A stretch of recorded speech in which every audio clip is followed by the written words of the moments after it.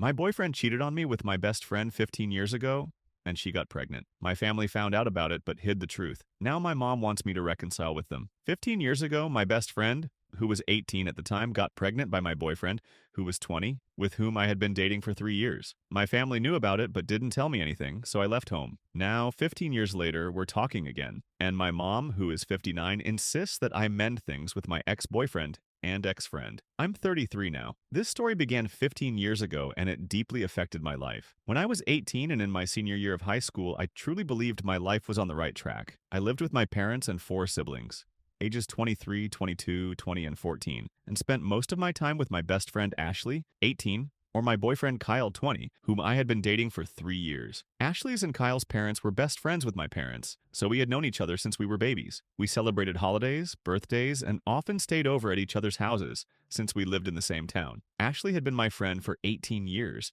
and I trusted her completely. Sometimes our parents joked that we were inseparable because we were so close. With Kyle, I had been together for 3 years, and I believed he was the love of my life, that we would get married in the future. We had a serious relationship and even discussed marriage after he finished college. He was in his second year at the time. Although I had plans to go to university, I was content with the idea of marrying Kyle and becoming a housewife. My parents loved Kyle and supported our relationship. I was genuinely happy. I should mention that my 20-year-old sister was dating Kyle's 23-year-old brother, and all our siblings were very close. Then I noticed Ashley became withdrawn and depressed. After much questioning, she confessed she was pregnant. I was shocked because I knew she had broken up with her boyfriend a while ago and didn't suspect she was seeing anyone else. I asked who the father was, but she didn't want to say, only hinting it was her ex. She was desperate, so I didn't press her and just tried to comfort her. I was there when she told her family. Her parents were disappointed but promised to support her decision. They tried to find out who the father was, but she refused to name him and made me promise to keep quiet. Her parents didn't even know she had ever had a boyfriend. I supported her for the next 9 months. Went with her to ultrasounds, doctor's appointments, helped set up the nursery, supported her when she felt bad, threw her a baby shower, shopped with her, and even attended a parenting class. We picked out a name together and she even asked me to be there during the birth. I noticed the pregnancy was hard on her, both physically and emotionally, and I tried to support her in every way possible. She was my best friend, always there for me, and I loved her. A couple of weeks before her due date, I went to the mall for some errands and ran into Ashley's ex-boyfriend. Although I had promised never to contact him, my anger over my friend's emotional state took over, and I lashed out at him. I called him a piece of garbage for abandoning a pregnant girl and not caring about his unborn child. He looked stunned and said he had no idea what I was talking about. It turned out Ashley had never told him about her pregnancy. When I said she was 9 months along, he said he couldn't be the father because they had broken up over a year ago and hadn't been together since. I was confused but apologized for yelling at him in the middle of the mall. After that, he got sarcastic, said some nasty things, and then suggested I ask Ashley's friend Kyle if he was the father. I didn't take his words seriously. Kyle and Ashley had been friends their whole lives. The three of us were very close because of our parents' friendship, but there was never any sign of anything between them. That same evening, my 14-year-old sister and I were getting ready for a movie night at home. I started ranting about my conversation with Ashley's ex and his words. My sister, who is usually very straightforward, suddenly went quiet and didn't react. After a while, she said she needed to use the bathroom and left. I went to the kitchen for a snack and overheard my sister scolding my mom. That moment is blurry in my memory because I was overwhelmed with emotions. My sister told my mom that I had run into Ashley's ex, repeated his words, and said she didn't want to keep the truth from me anymore. Kyle was the father of Ashley's baby. I was stunned, completely stunned. I froze, then stumbled into the kitchen and demanded an explanation. My mom and sister went pale when they saw me. My sister burst into tears. She started explaining, and later I learned more details from others. At the end of summer break, Kyle and Ashley were at a party, got drunk, and slept together. Ashley got pregnant and told Kyle, but both were ashamed and afraid to confess to me. They also didn't tell their parents. However, Ashley couldn't keep it to herself and eventually confessed to her parents, who told Kyle's parents and then mine. This happened when Ashley was in her first trimester. By the second trimester, all our siblings, Kyle's siblings and Ashley's siblings, knew. Everyone except me. I can't describe what I felt then. I was physically ill for the next 3 days and couldn't talk to anyone. My parents apologized, saying they didn't want to hurt me or ruin the relationships between our families. I didn't speak to Kyle or Ashley, though they bombarded my phone with messages and calls and came to my house. I refused to see them. At one point, Kyle's mom came over, and my mom led her into my room. I was lying in bed still feeling awful, emotionally drained from the betrayal. She tried to convince me to forgive, saying Ashley and the baby needed me. I stayed silent. 2 weeks later, Ashley went into labor. I learned from my parents that she had a difficult delivery, lost a lot of blood, and needed an emergency C-section. Kyle, as it turned out, was there during the birth. I was devastated, heartbroken by their betrayal, and by the fact that I had planned to be there but now couldn't, physically or emotionally, despite waiting for that moment for 9 months. My older sister went to the hospital to be with her boyfriend. My other siblings weren't home, so I was alone with my parents. All I wanted was to lie in bed, curl up with my mom, and cry out all my feelings. Ashley's mom called my mom, and she came into my room, saying she and my dad were going to the hospital. I was confused and asked her to stay with me. She said Ashley's parents needed all the support they could get and that we'd talk later. I tried to tell her not to go, that I needed their support too, but she said I was being selfish and left. I was alone in the house and couldn't comprehend what had happened over the past weeks. I couldn't believe my parents went to support the people who betrayed me while I suffered alone. Was I really selfish for thinking that? I don't know. At some point, my sadness turned into rage, a kind I had never felt before. In a surge of emotions and betrayal, I started packing my things. I decided to leave home. It took me a moment to process, and I started hesitating, just sitting in the living room, feeling empty. Then I got a message from my sister saying Ashley had given birth to a healthy girl and that both were fine. She attached a photo of the newborn and wrote that they named her Sarah, the name Ashley and I had chosen months ago. A little later, she sent another message. My parents, along with her, Ashley's parents, and Kyle's parents were going to a bar to celebrate the baby's birth. I don't remember much after that. I think I was just completely overwhelmed, and my memory of that time is foggy. I took a train and left. I lived in a hostel in Phoenix for a while, got a job at a store, and planned to finish school there. My parents, siblings, Kyle, and Ashley tried to contact me. My mom left panicked voicemails demanding I come back. They even filed a missing person report, but since I was 18, it didn't seem to lead anywhere. Soon after, I met Dean, 21. He also lived in Phoenix and had a strained relationship with his family. We quickly connected and became friends. He helped me a lot during that time. I had no idea how to take care of myself or how to be an adult. Dean introduced me to his group of friends, helped me finish school, and soon I moved in with him and his friends. He supported me as I processed my pain. I struggled with myself, sometimes regretting my decision. I wanted to see a therapist but couldn't afford it. He was there for me through everything, and I don't think I would have lasted long without him. A year later, we started dating. He inherited money from his grandfather and decided to move to a big city across the country. Though we hadn't been together long, he asked me to come with him. I hesitated because we both had a lot of emotional baggage and I still felt uncertain about my life. But I agreed. We moved, found jobs, and tried to survive. Shortly after my 21st birthday, we decided to get married. A spontaneous, crazy decision, but we did it. I enrolled in university and Dean helped pay for my studies. He started his own company, which began to generate income, and we started living more comfortably.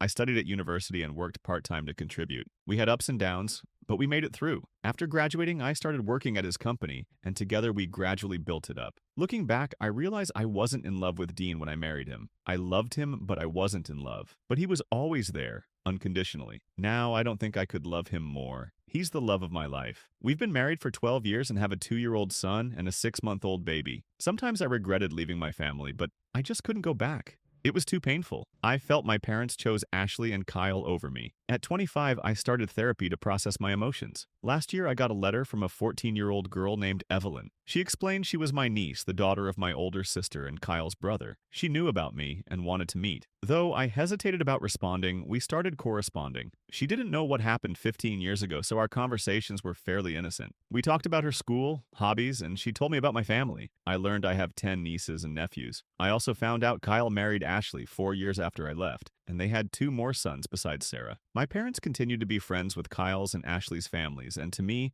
it felt like my family moved on with their normal lives despite my absence. Evelyn tried to talk about the past, but I didn't think I should explain anything to her, so I just said things change, and sometimes life makes people drift apart. We continued to write occasionally for almost a year. In a letter in January this year, the Evelyn shared how the pandemic hit their family hard, how my parents struggled to keep their house, and how both my brothers lost their jobs and couldn't pay bills. I was surprised she knew so much about these issues at just 14, but the financial struggles were also causing tension in her own family. I felt guilt and regret. I had also recently given birth, which made me more emotional. I talked to my husband, and he was very supportive, saying he'd stand by me no matter what I decided. We're financially stable. The pandemic didn't hit us hard. We're not rich, but we live comfortably. After learning more details and discussing with Dean, we decided to help my parents with their house. A week ago, my husband and I flew to my home state. I saw my family for the first time in 15 years. I had so many emotions. Regret, pain from the past, feelings of betrayal. My parents, I think, felt relief seeing me. It was a very strange day. We talked a lot and agreed to try to build some kind of normal relationship. So much time has passed, and I feel awkward with them. Sometimes they feel like strangers.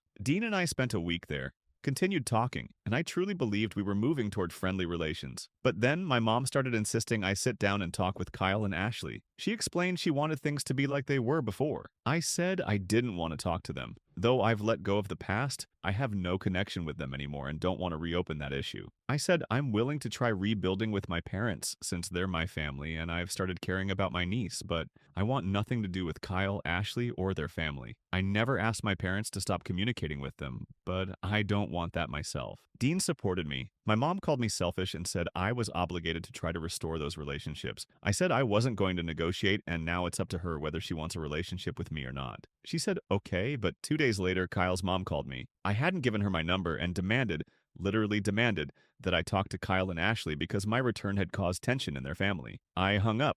I called my mom and confronted her. It turned out she gave my number to that woman to restore family ties. I told her she was choosing them over me again. She cried, yelled at me, called me selfish, and said she just wanted her family back. I hung up again. It's been a few days since I've spoken to any of them, but my mom and Kyle's mom keep calling me. Though I think I'm right and believe I should prioritize my well-being and the happiness of my husband, who supports me 100% and even put my mom in her place. And our sons, I'm starting to have doubts. I don't know if I should listen to my mom and talk to Ashley and Kyle. I'm starting to wonder if I overreacted 15 years ago. It feels like maybe I'm being selfish by not trying to restore those relationships. I'd really like to hear advice or opinions on what to do in this situation. Suddenly, I'm doubting my entire life path. I'm completely lost and don't know what to do. So let's pause this video right now and give advice to the author on what to do in this situation.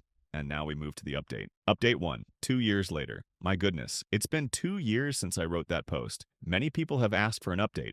First, I want to thank all the wonderful people who wrote to me, sent warm messages, and supported me. I'm truly grateful. A lot has happened over these years, and unfortunately, not all of it is good. To avoid stretching this into 100 pages, I'll summarize. I never mentioned in my first post that my younger sister's relationship with our parents deteriorated significantly after I left. At 20, she completely cut contact with them. I got her number from our older sister, and though it was awkward at first, 15 years had passed, we started talking again. She was very angry at me for leaving. A lot has happened in her life, and it hasn't been easy. She has 2 young children, and honestly, the kids helped us reconnect. Now she's my best friend, and we talk every day. As for my other siblings, I keep regular contact with both my brothers, though we're not very close. With my older sister, we have a good relationship now, but last year we had a period of not talking for a long time since she's married to Kyle's brother, and it was hard for her to navigate this family drama. Now things are fine, and I have great relationships with my nieces and nephews. For one of my niece's birthdays, I didn't go. I just felt it would be too hard for me. Now about my parents. This is the most painful topic for me, and at some point,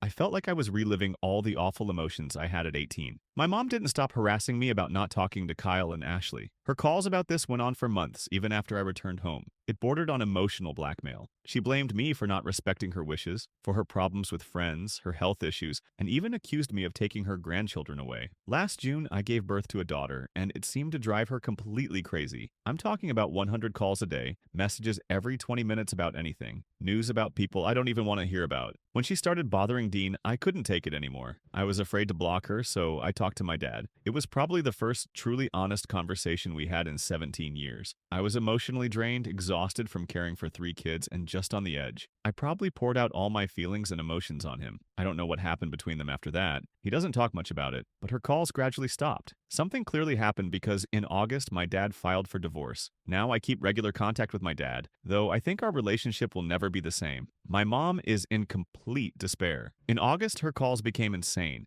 And as it turned out, not just to me. I changed my number, and since February, she can't reach me anymore. One of my brothers told me she's been struggling with anxiety and depression and has lost many friends. I don't know if she still keeps in touch with Kyle's and Ashley's families. I don't want anything to do with her anymore and don't want her around my children. The things she said about me, about my husband, whom she barely knows after 15 years of absence from my life, it's insane. Yes, I'm sad I no longer have a mother, but trying to salvage any scraps of a relationship feels like a waste of energy and just torture. As for Kyle and Ashley, I got a few calls from Kyle's mom, as I mentioned in my post. I blocked her and no one else has called me. I have no idea what they're doing or where they are. We haven't spoken. The only thing that happened was in August when everything went to hell. My brother-in-law, Kyle's brother, gave me a letter supposedly written by Ashley. I haven't opened it and don't know if I want to. I feel like I've processed and let go of their betrayal, but at the same time, I'm curious about what she wants to say after all these years. However, it might stir up emotions, and I'm not sure I want to feel that again. Right now, I'm okay and trying to focus on my family, hoping this is finally behind me. Thank you all again. If something happens, I'll try to post an update sooner. Update 2. 1 month later, I've been asked a lot of questions and I can't answer them all right now. I plan to update later, but for now, I'll address the most frequent ones. I still haven't read Ashley's letter. After the last update, I started therapy again.